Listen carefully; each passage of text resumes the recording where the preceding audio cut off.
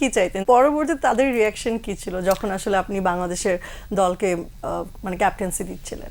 আমি যখন খেলা শুরু করলাম তখন তো আমার ফ্যামিলি সবাই কম বেশি খেলাধুলা করতো। বড় ভাইরা ফুটবল খেলতেন, তখন তো ফুটবলের যুগ ছিল।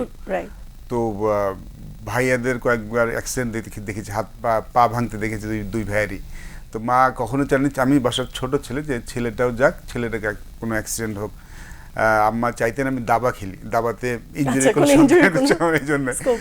যাই হোক, ক্রিকেটার হয়ে যাওয়ার পরে প্রথম 1-2 বছর তাদের মানতে কষ্ট হয়েছে, কারণ আমি ঢাকায় এসে থাকতাম। তখন আমরা বাবার চাকরি জীবন অবসরে যাওয়ার পর আমরা কুষ্টিয়ায় চলে যাই। তারপরে 1 বছর 2 বছর তারা মানেননি, বাট আমি পড়াশোনা করছিলাম সাথে, সো তারা ওই ব্যাপার নিয়ে নিশ্চিন্ত ছিলেন। 2 বছর পরে যখন আমি মোটামুটি খেলা শুরু করেছি তখন অতটা বাধা দেয়নি।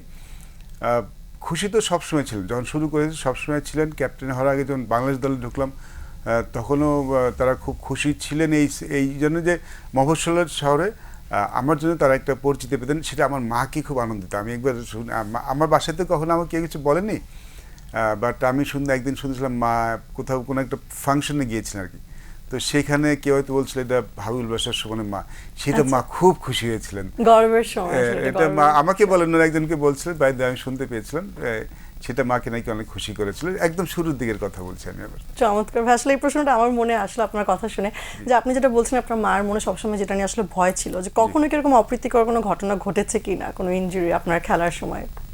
আমার তো ইনজুরি অনেকবার হয়েছে। আমার এই কোন আঙ্গুলে সবগুলি ভাঙা, এটা অপারেশন হয়েছে, এটা ডিসলোকেট, এইখানে একটা ভাঙা।